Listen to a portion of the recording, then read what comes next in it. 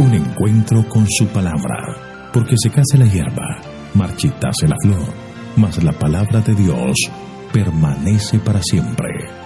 Con ustedes, el doctor José Ricardo Arias Quintero.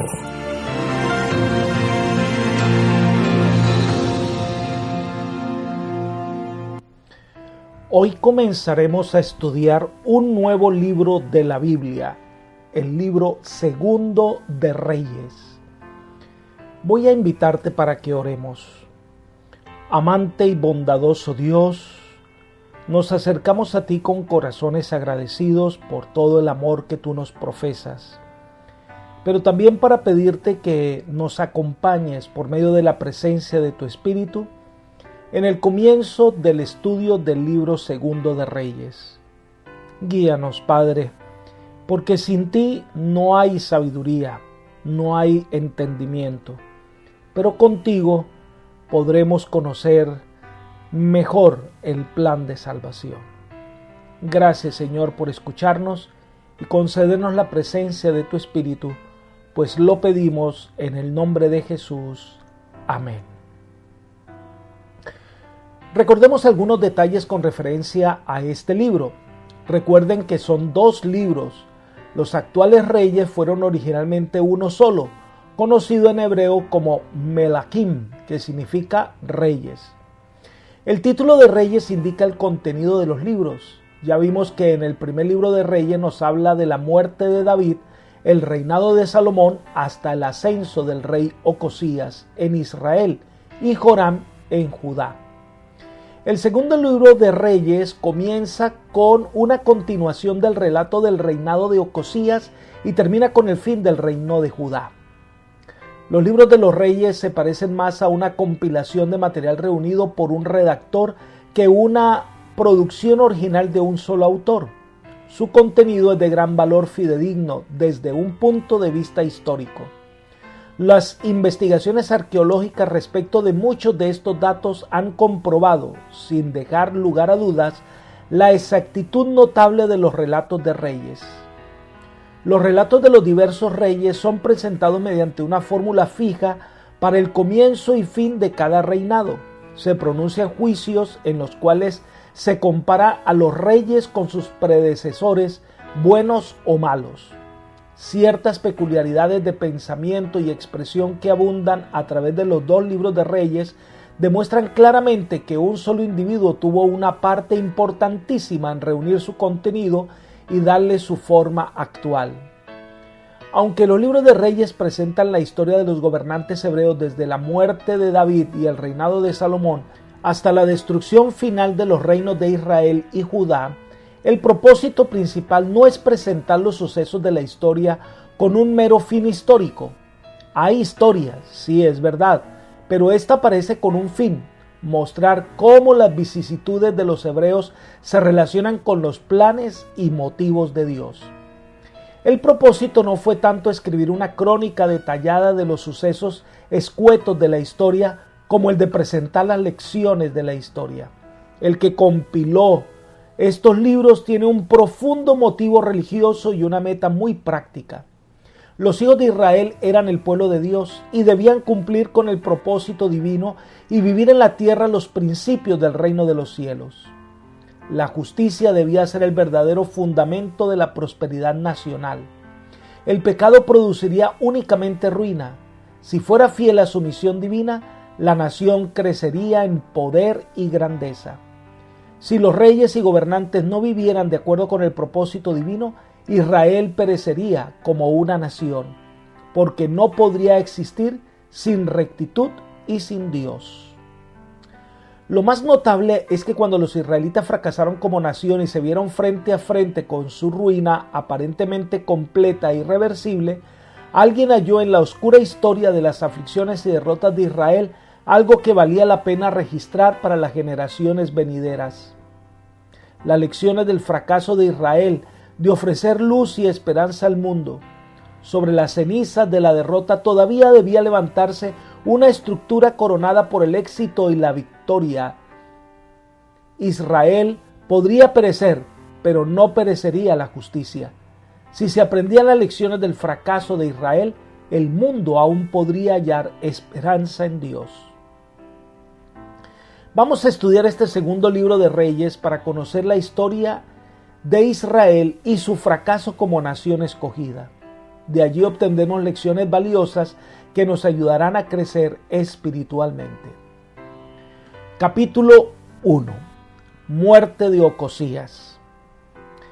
El primer libro de Reyes narra de manera muy corta lo referente al reinado de Ocosías, así que de manera arbitraria el autor corta allí la narración para comenzar el segundo libro de Reyes refiriendo el corto reinado de Ocosías, que fue hijo de Acab. Este hombre, siguiendo el ejemplo de sus padres, estaba entregado a la idolatría. Llevó al pueblo a alejarse más de Dios.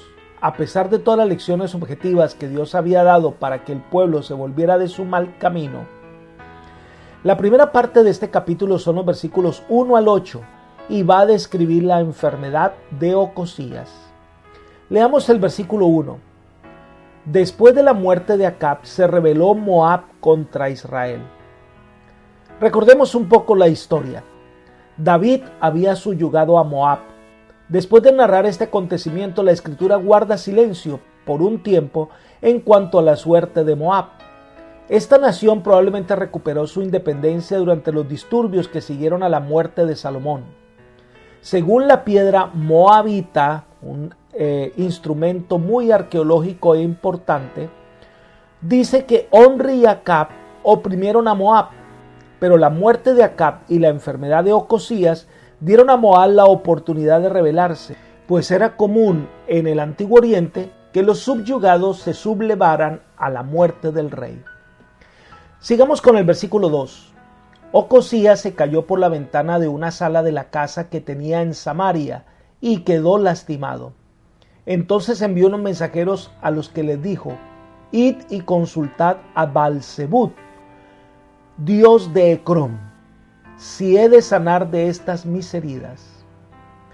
Probablemente el rey estaba asomado a una ventana de uno de los pisos superiores de su palacio. Era costumbre que las ventanas estuviesen cerradas con una especie de listoncitos que, si no están bien asegurados, al apoyarse en ellos pueden generar un accidente. Y se cree que esto fue lo que le pasó a Ocosías. Al asomarse por la ventana se cayó de una parte alta. Se vio tan mal en su estado de salud que envió a sus siervos a consultar a Baal-zebub, literalmente el señor de las moscas. En el Nuevo Testamento se lo consideraba el príncipe de los demonios. Así que debían ir a Ecrón, que era la ciudad que estaba más al norte de las 5 principales ciudades filisteas. Se creía que el dios de Ecrón daba información sobre acontecimientos futuros y por eso se lo consultaba mucho.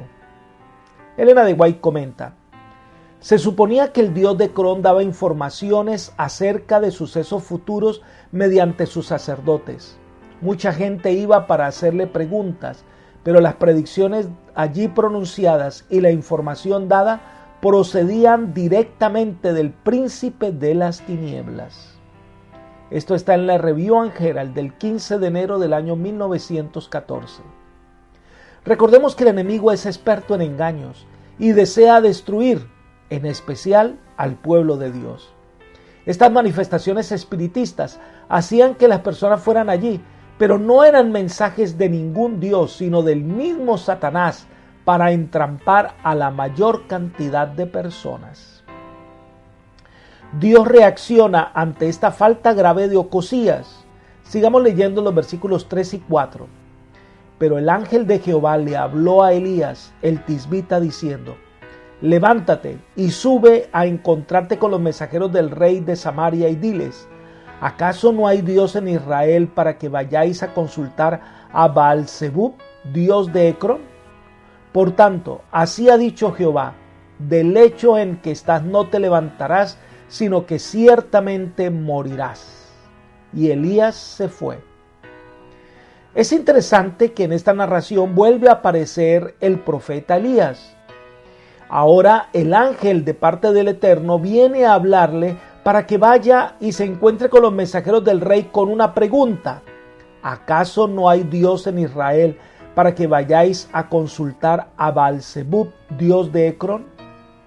Durante el reinado de su padre Acab, Ocosías había presenciado muchas de las maravillosas obras de Dios. Conocía bien el poder divino para ayudar y también sabían cuán terribles habían sido los castigos de los transgresores. Que ahora él se volviera un dios de Ecrón significaba negar a Jehová y exponerse a sus castigos. Esta pregunta hecha por Elías debe llevarnos a reflexionar sobre en quién nosotros depositamos nuestra confianza. ¿A quién acudimos cuando necesitamos un consejo? Ellen G. White hace la siguiente reflexión. Dios es nuestro consejero y siempre corremos el peligro de mostrar desconfianza en Dios cuando buscamos el parecer y el consejo de los hombres que no depositan su confianza en Él y que están tan desprovistos de sabiduría en algunos asuntos que, al seguir su propio juicio, retardarán la obra. No reconocen que Dios es infinito en sabiduría. Debemos reconocer a Dios en todos nuestros consejos y cuando le pedimos debemos creer que recibiremos las cosas que le pedimos. Si dependéis de los hombres que no aman a Dios ni obedecen sus mandamientos, ciertamente os veréis en muchas dificultades. Los que no están relacionados con Dios lo están con el enemigo de Dios y el enemigo trabajará con ellos para guiarlos por senderos falsos. No honramos a Dios cuando nos apartamos del único Dios verdadero para consultar con el Dios de Ecrón. Se levanta la pregunta, ¿será porque no hay Dios en Israel por lo que habéis ido al Dios de Ecrón para consultar? Este es el manuscrito 41 del año 1894. Debido a esta falta, el Señor da sentencia contra el rey Ocosías. No se levantará de su enfermedad, sino que morirá. Entonces los mensajeros no fueron a Ecrón, sino que regresaron a comunicar al rey lo que el Señor, por medio de Elías, les estaba profetizando. Leamos los versículos 5 al 8. Cuando los mensajeros regresaron, el rey les dijo, ¿por qué habéis regresado? Ellos le respondieron, encontramos a un hombre que nos dijo, id y regresad ante el rey que os envió y decidle, así ha dicho Jehová, ¿acaso no hay Dios en Israel que tú envíes a consultar a Baal-zebub, dios de Ecrón? Por tanto, del hecho en que estás no te levantarás, de cierto morirás. Entonces el rey les preguntó, ¿cómo era el hombre que encontrasteis y os dijo tales palabras? Uno que tenía vestido de pelo y un cinturón de cuero ceñido a su cintura, respondieron ellos. Es Elías, el tisbita, exclamó el rey. Ocosías se da cuenta que los mensajeros llegaron antes de tiempo previsto, lo que indicaba que no habían viajado hasta Ecrón. Por eso les dice, ¿por qué han regresado? Y ellos no quisieron decir directamente que era Elías. O bien los mensajeros no reconocieron que era Elías, o pensaron que era mejor no revelar al rey quién había pronunciado la advertencia. Ellos repitieron las palabras de Elías del por qué había enviado delegación para ir a Ecrón. Él envió una delegación por parte de Ocosías para consultar al Dios de Ecrón, y esto mostraba un abierto y público desprecio por Jehová. Era un insulto a la majestad de los cielos, quien no podía permitir que esto quedara impune. Israel debía aprender que los dioses de los filisteos no tenían poder para ayudar en la hora de necesidad y que Jehová aún reinaba sobre su trono. Ocosías sabía que solo un mensajero del Señor podía hablar así y dar tan terrible sentencia. Por eso preguntó, ¿cómo era aquel hombre? Bueno, le responden, uno que tenía un vestido de pelo y un cinturón de cuero ceñido a su cintura. Este era un manto de cuero o piel, y además de ello llevaba un cinto. Los judíos usaban por lo general vestimentas de lana o lino suaves y cómodas, pero estas no habrían sido adecuadas para Elías por las difíciles circunstancias en que estaba forzado a vivir. Ocosías conocía a Elías y sabía cómo estaba vestido, por eso lo identifica sin mucho problema. Este era un verdadero servidor del Señor. Entonces, su mensaje es claro y debía ser aceptado. Entonces entramos a la segunda sección de este capítulo, que es el empeño del rey de buscar a Elías hasta encontrarlo. Esto va del versículo 8 al 16. Pero saben, una escena extraña sucede cuando el rey manda a buscar a Elías. Leamos los versículos 8 al 12. Y enseguida envió tras él a un capitán de 50 con sus 50 hombres. Cuando él subió a donde estaba Elías, éste se encontraba sentado en la cumbre del monte. Y el capitán le dijo: hombre de Dios, el rey ha dicho que desciendas. Elías respondió al capitán de 50: si soy yo hombre de Dios, que descienda fuego del cielo y te consuma con tus 50 hombres. Y descendió fuego del cielo que los consumió a él y a sus 50 hombres. Volvió el rey a enviar tras él otro capitán de 50 con sus 50 hombres, el cual le dijo: hombre de Dios, el rey ha dicho así, desciende pronto. Elías le respondió: si yo soy hombre de Dios, que descienda fuego del cielo y te consuma con tus 50 hombres. Y descendió fuego del cielo que lo consumió a él y a sus 50 hombres. Debemos resaltar que tal sentencia pronunciada por Elías no provocó en el rey un deseo de arrepentimiento y de contrición. Por el contrario, sabía quién era Elías y quería de alguna manera disuadirlo para que cambiara la sentencia. Así que para intimidarlo le envió 50 soldados bien armados que fueran a buscarlo. Fue una necedad que Ocosías recurriera a una amenaza en un esfuerzo por persuadir a Elías para que se retractara de su pronunciamiento de condenación. Con esto mostraba el rey que mantenía la misma actitud manifiesta por su padre. No podía permanecer impune tentativa tan despótica para dominar al profeta hasta el punto de trastornar los planes de Dios. La ira divina cayó sobre la compañía de soldados. En contraste, con la soberbia y la rebelión de Ocosías, resaltaron la majestad y la supremacía de Dios. Esto era suficiente señal para el rey, que debía evitar este tipo de confrontación con el profeta de Dios, que el Señor estaba a su lado y que no podía hacerle daño. Era tiempo más bien para que él se arrepintiera de sus errores y de su pecado. Pero en vez de eso, dice que envió a otro capitán con otros 50 soldados bien armados y puso de manifiesto su perversidad y porfía. Había recibido una evidencia abrumadora del desagrado divino por su proceder, pero decidió continuar obstinadamente con sus propósitos temerarios. La misma condenación vino sobre este pelotón de soldados. Esto era evidencia clara del poder de Dios. El rey, sin embargo, en su terquedad, sin importar en la vida de sus hombres, sin deseo de cambiar su proceder, envió otro grupo de 50 soldados. Leamos los versículos 13 al 16. Volvió a enviar al tercer capitán de 50 con sus 50 hombres. Subió aquel tercer capitán de 50, se puso de rodillas delante de Elías y le rogó: hombre de Dios, te ruego que mi vida y la vida de estos tus 50 siervos alcancen algún valor a tus ojos. Ya ha descendido fuego del cielo y ha consumido a los 2 primeros capitanes de 50 con sus 50 hombres. Que ahora tenga algún valor mi vida a tus ojos. Entonces el ángel de Jehová dijo a Elías: desciende con él, no le tengas miedo. Elías se levantó, descendió con él ante el rey y le dijo: así ha dicho Jehová, por cuanto enviaste mensajeros a consultar a Baal-zebub, dios de Ecrón, como si no hubiera Dios en Israel, cuya palabra consultar, no te levantarás del lecho en que estás, sino que de cierto morirás. El capitán del tercer grupo de 50 se humilló delante de Dios, se acercó a Elías sobre sus rodillas, pero no como adorador de Elías, sino como un suplicante al Dios del cielo. Sabía que si manifestaba el mismo espíritu de los primeros 2 capitanes correría la misma suerte.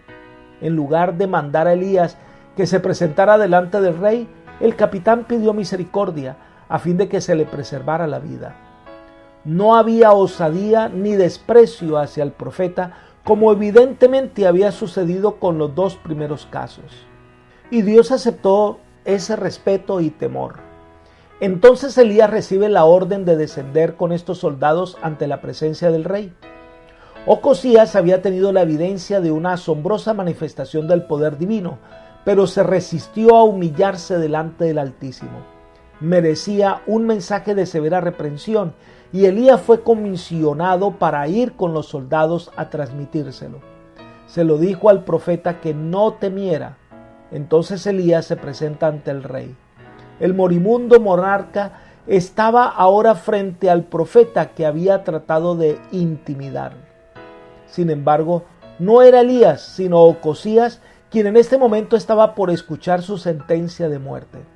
El rey se había apartado de Dios de Israel y se había vuelto a un despreciable ídolo de una cultura filistea, y en lugar de dar testimonio del poder de Jehová delante de los paganos, enemigos del pueblo de Dios, dando gloria a su santo nombre, había traído vituperios sobre el nombre del Señor. Entonces Elías, sin temor, presentó claramente al rey el terrible precio que debía pagar por su apostasía. Entonces llegó el final de la vida de este malvado rey. Leamos los versículos 17 y 18. Y murió conforme a la palabra de Jehová que había dicho a Elías. Reinó en su lugar Joram, en el segundo año de Joram, hijo de Josafat, rey de Judá, porque Ocosías no tenía hijos. Los demás hechos de Ocosías no están escritos en el libro de la crónica de los reyes de Israel. Ocosías era un rey malvado que puso su confianza en otras cosas que en Dios. Y al ver las evidencias que el Señor le envió al hacer descender fuego del cielo, no solo en el Carmelo, sino ante la presencia de los soldados, cuando ve esto, el rey debió haberse arrepentido, pero en vez de ello siguió su terco camino, no buscó al Señor, no se arrepintió. Saben, esta historia sirve de reflexión para muchos de nosotros. Elena de White comenta: la historia del pecado del rey Ocosías y su castigo encierra una amonestación que nadie puede despreciar con impunidad. Tal vez los hombres de hoy no tributen homenaje a dioses paganos, pero miles están adorando ante el altar de Satanás tan ciertamente como lo hacía el rey de Israel. El espíritu de idolatría abunda en el mundo hoy, aunque bajo la influencia de la ciencia y la educación ha asumido formas más refinadas y atrayentes que las que tenía en el tiempo cuando Ocosías quiso consultar al dios de Ecrón. Cada día aumentan las tristes evidencias de que disminuye la fe en la segura palabra profética y que en su lugar la superstición y la hechicería satánica cautivan muchos intelectos. Libro Profetas y Reyes, página 156. Son muchos los que, en vez de colocar su confianza en el Señor, están siguiendo el camino del pecado y maldad. Pero una gran parte de los hombres de hoy han aceptado alguna forma de espiritismo que les promete algo de sabiduría, ofrece guiarles, y lo que está haciendo es llevarlos por el camino equivocado. El espiritismo moderno se ha disfrazado de ciencia y es aceptado por personas influyentes en el mundo, despreciando la verdad divina y pura por seguir las sendas que el enemigo ha puesto delante de ellos, prometiendo prosperidad y sabiduría, pero alcanzaron la muerte. El rey Ocosías recibe la reprensión divina por su terco proceder. Como no tenía hijos, asume su hermano Joram, que también es hijo de Acab. Esto coincide con el reinado de Joram, pero este era hijo de Josafat y ahora era rey de Judá. Apreciados amigos y hermanos, es muy importante que evaluemos nuestra vida y tengamos presente en dónde está depositada nuestra confianza. El enemigo de las almas trata de desviarnos y que pongamos nuestra mira en las cosas de esta vida, pero el Señor desea que pongamos nuestra mirada en Él, que se encarga de liberarnos del pecado y colocar nuestros pies en el camino seguro que da como resultado la vida eterna. Confiemos el control de nuestra vida al eterno Dios para que nada nos separe de su amor. Que el Señor hoy te conceda un día de muchas bendiciones. Es mi oración. Amén.